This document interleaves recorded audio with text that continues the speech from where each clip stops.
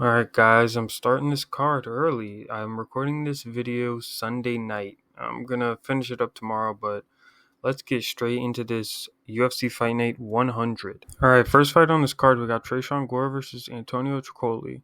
I'm not gonna lie, I was thinking Tricoli at first, right? Because he had that fight against, not Nurmagomedov, Shara Bullet.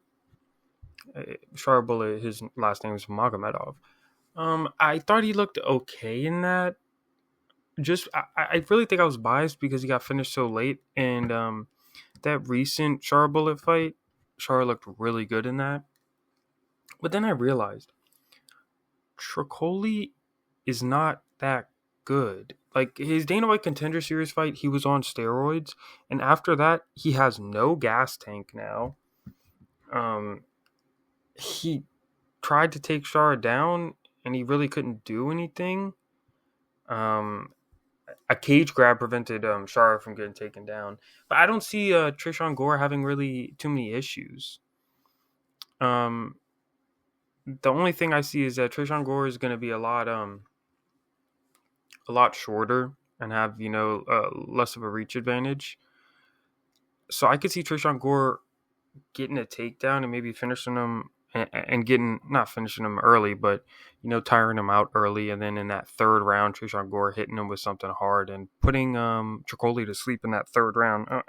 I'm guessing second or third round. I'm gonna go with third round knockout from Tresean Gore. He hasn't fought in a little bit, but I can see him coming back and making a statement this fight. Next up, we have Cortavious Ramius versus Gaston Bolaños. I'm going with Cortavious Ramius by second round sub. I was watching some fights of his, and he looked pretty good.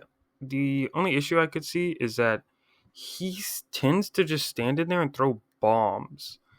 When he got knocked out by Ramon Tavares, who I think is a pretty good fighter, he was just in there just trading like crazy. Bolaños is good on the feet. He has a nice spinning elbow. I've seen him throw a lot. He has that Muay Thai background, but I think Ramius also has power on the feet. He's a pretty good big guy. He has an armbar off of his back. He has 5 subs, and Bolaños has been subbed 2 times. It just seems like Ramius is a lot more well-rounded and will be able to survive on the feet. I mean, he could even catch Bolaños, but if he wants to take it to the ground, he's going to be able to finish it pretty quick there. So I'm going with Cortavious by second round submission. All right, next up we got Melissa Mullins versus Claudia Segula. Segula doesn't have any high level wins. It's good to see that she has some finishes.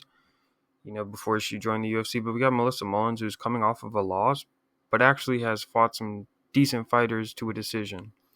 I'm gonna go with Melissa Mullins by decision. Again, when it comes to these low-level women MMA fighters, you can't take my word for this. I don't really know, but just looking at the records, I couldn't really watch much tape of them, to be honest. I'm going with Mullins by decision. I feel like it's just a safer bet, knowing that she has more experience in higher level MMA than Segula. Even though she lost one in a higher level MMA match, I just think that experience will be able to show in just what a lot of these lower level women fights are, which is just outpointing to a decision. The only issue I could see is maybe her getting caught and knocked out. But again, when it's just low level, I don't really see someone with no name coming up and just starching, a upcoming prospect. Yes, because Mullins was knocked out earlier this year. I don't think Segula is going to be able to do much to her. She doesn't have too many finishes, but just the idea that she's knocked somebody out before is intriguing. So yeah, I'm going to go with Mullins by decision. All right, in this fight I'm a little bit excited for. We got Damon Blackshear versus Cody Stamann. Blackshear has like an 8-inch reach advantage, so he should be able to keep Cody away. Cody doesn't really have crazy power, but the only issue is, Blackshear is a little bit chinny. He's coming off of a recent KO loss. I just think Blackshear will pick up the pace in the later rounds and probably win 2 and 3.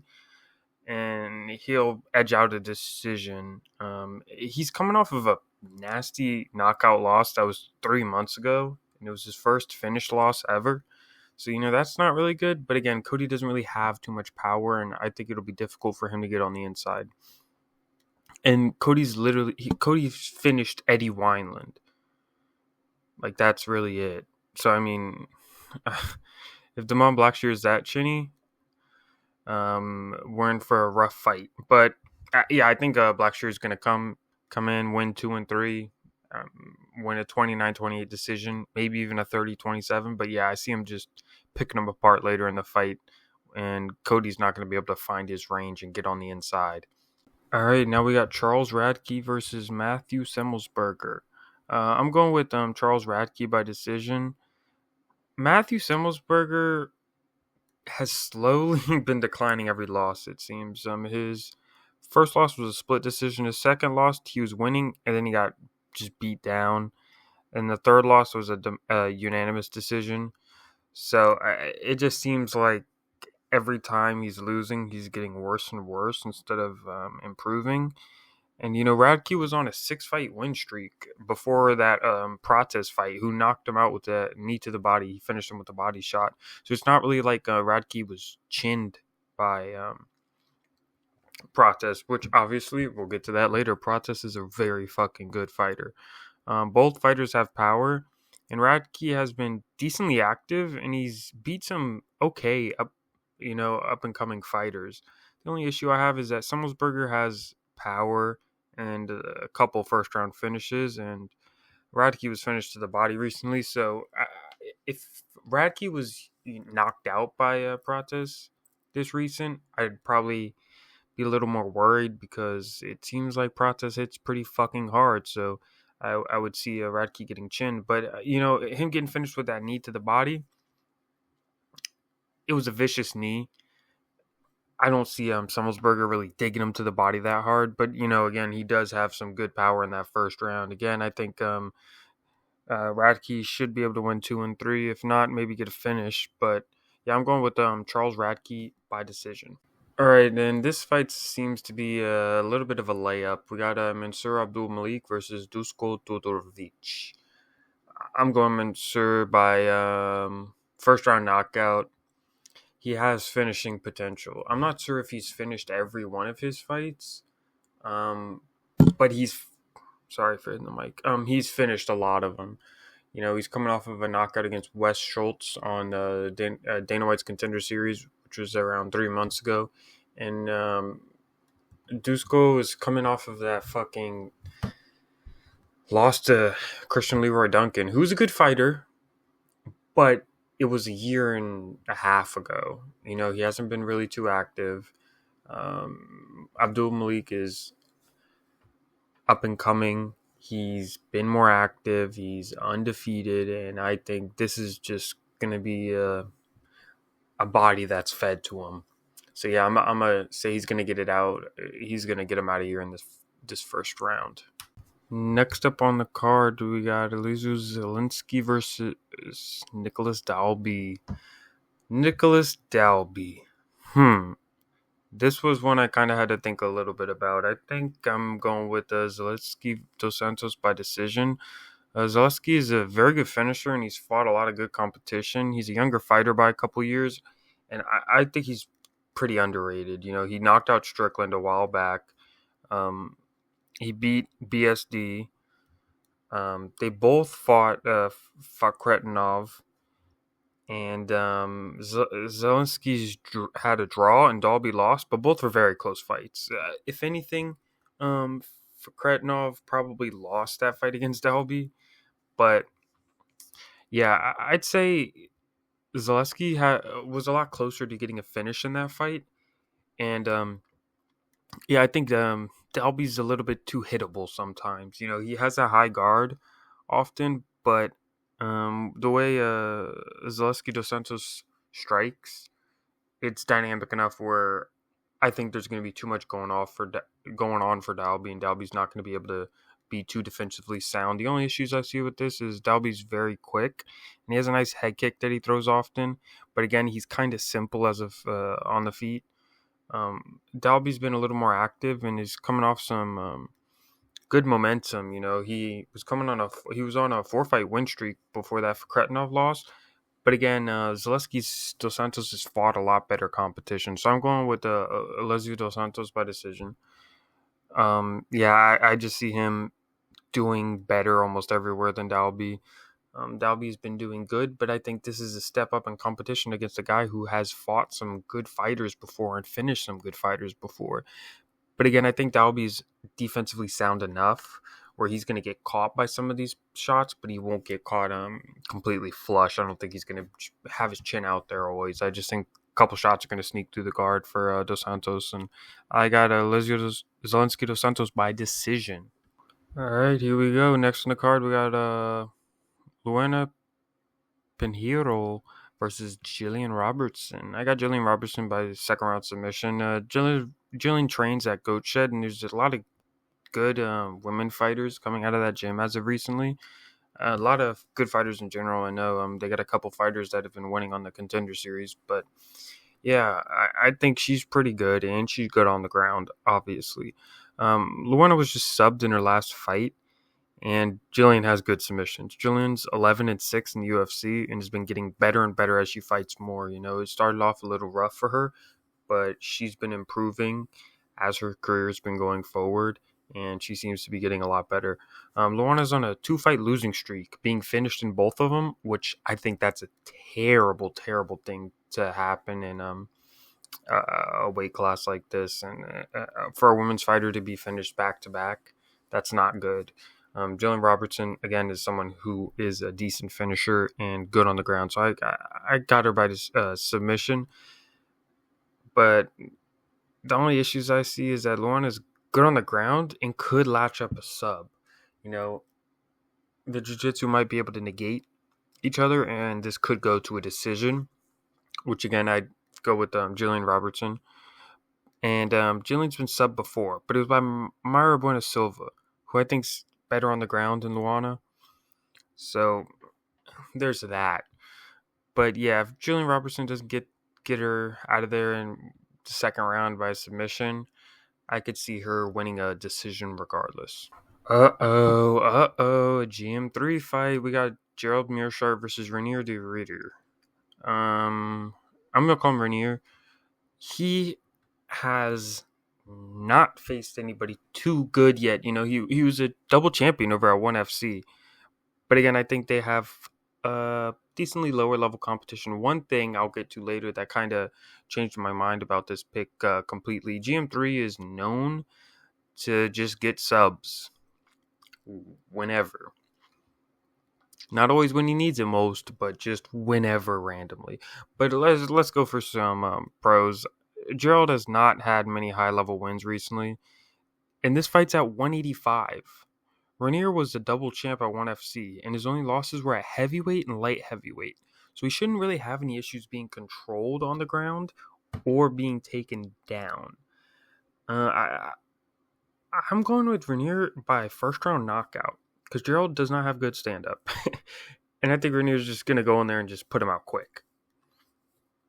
But as the fight goes on, I don't really know what could happen. This is going to be a big step up in competition, I think. Well, no, I know it is, but this is going to be a kind of make or break moment. Are you UFC caliber or not? If he was just some random guy over at 1FC and had no wins and was just, just like kind of an average fighter, I would think GM3 would be a little bit difficult for him because he's really difficult for anyone. He's kind of always just who knows. Like there's never a guaranteed win against him because he is a little bit dangerous. But yeah, I think if Renier gets this win, it's only up from here. I could see him putting on some good fights in the future. So yeah, I'm going to go with Renier by first round KO just because Gerald Meerschaert can't fucking strike. Well, he can, but I don't think he's going to want to. I think the moment might get to him. So yeah, Renier by first round knockout. I'm going to be honest, I don't even know if this fight's fucking happening. It's Ricky Tercios versus Bernardo Sopaj. Sopaj had a bad gas tank his last fight. He got slept by Oliveira with that flying knee. It was pretty fucking nasty. It was a could have been, not finish of the year. It happened a little earlier this year. Vinicius Oliveira, who is nasty, finished Bernardo when he was fucking gassed. Ricky Tercios could be able to just fucking grind Sopaj down, but I don't really see that happening. I see Bernardo Sopaj getting Ricky on the feet and knocking him out in the second round. I would hope that he would have trained a little bit more gas tank wise, so he doesn't get kind of thrown into deep waters again like he did last time. Again, I'm going on hoping he learned from his last fight. I think he is improved, and I think he is better, and I think he is better than Ricky Tercios. But again, he hasn't really fought too many high-level opponents, so I guess this is the time where we'll find out how good he really is. Yeah, I don't really see Ricky Tercios. I could see him just fucking throwing on the feet, just going fucking crazy. I'm just thinking about his last fight with fucking Chiwiwis, whatever his name is. Yeah, where he just fucking ran out there, was just throwing shit and got subbed. That's like, it's difficult to pick somebody after that. Some shit like that happens. But yeah, Bernardo Sopaj was fucking killed his last fight, and I'm still picking him by knockout. Hopefully he's not too scared on the feet. I really think he was just gassed out, and he had his back. He had his back up against the fence. He was just hands down. He was fucking gassed. Yeah, I don't think he's going to make that mistake again. I think he's going to put on a pretty good performance and show why he's UFC caliber and why he's in the UFC. All right, next up we have Karolina Kowalkiewicz versus Denise Gomes. I'm going to be honest, guys. This seems like another sacrificial lamb. I don't think Denise Gomes is going to be able to get her out of there. I'm really going to pick her by decision. There's like a 15-year fucking age difference between these two. And Denise Gomes, a lot of people think that she's going to knock out Karolina Kowalkiewicz, but I don't really see that happening. She's not just some pushover, and again, at this lower weight class at 115, I don't really think Denise Gomes is really going to have enough time to get her out of there. I think Denise Gomes, is kind of a lock on this one. I really believe she's going to win. I mean, as much as a WMMA fight can be a lock, I'm pretty confident in her, and it seems like everyone else is. I just don't think she's going to be able to knock her out. I think that's what a lot of people are looking for, is, she's going to go in there and get a finish. I just don't think this time it'll be a finish. Karolina being a decent fighter, not just being some slouch that Denise Gomes can just fucking walk through. I think she'll be able to put up a fight enough where this will make it to a decision.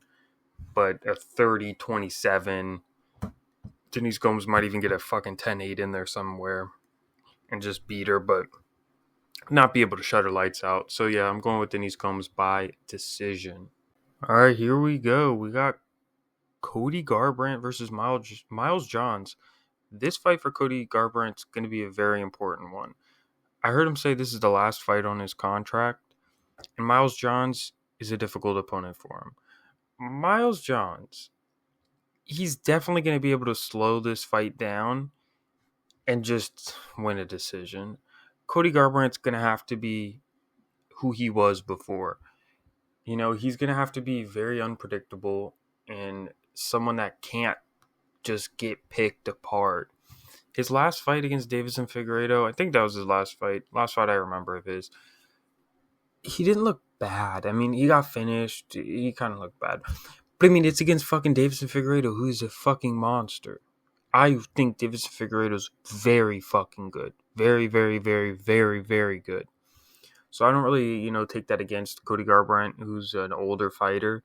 But I don't see what he can do against Miles Johns, unless he has something on the feet and he just pulls out something out of his hat. That power is never going to leave him, but he just doesn't really seem like the same fighter he was at one time before.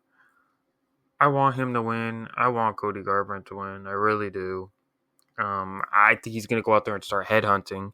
So I wouldn't be surprised if someone gets a finish, So that kind of makes me lean towards Miles Johns maybe getting a finish because I think Cody Garbrandt wants to go out there and put on a show.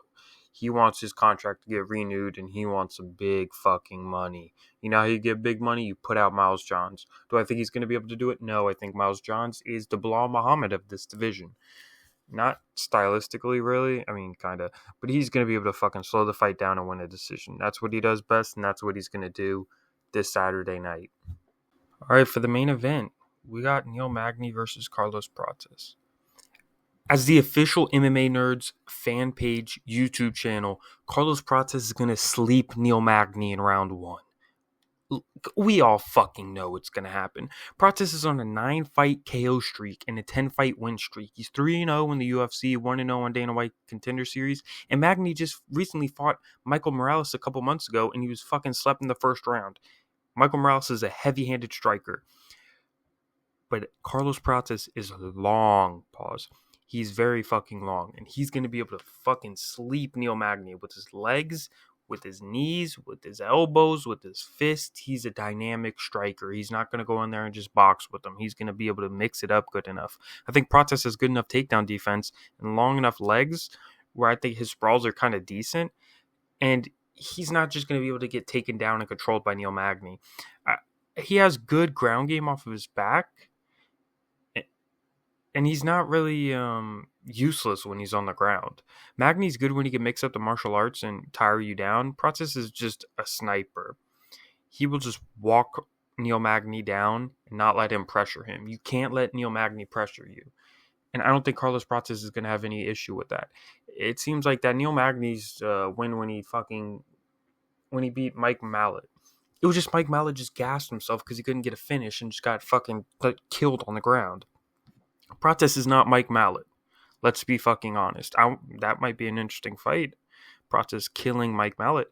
Prates is going to fucking knock him out in the first round. There's a couple cons, though. Magny is the gatekeeper. That's it. No, there's a couple more. Magny just randomly wins. He's not going to fucking win this one. The last 8 fights Magny had, he went 1 win and 1 loss, all in a row. His last fight was a loss, so he's due for a win. But it's not going to fucking happen. Carlos Prates will snap the streak.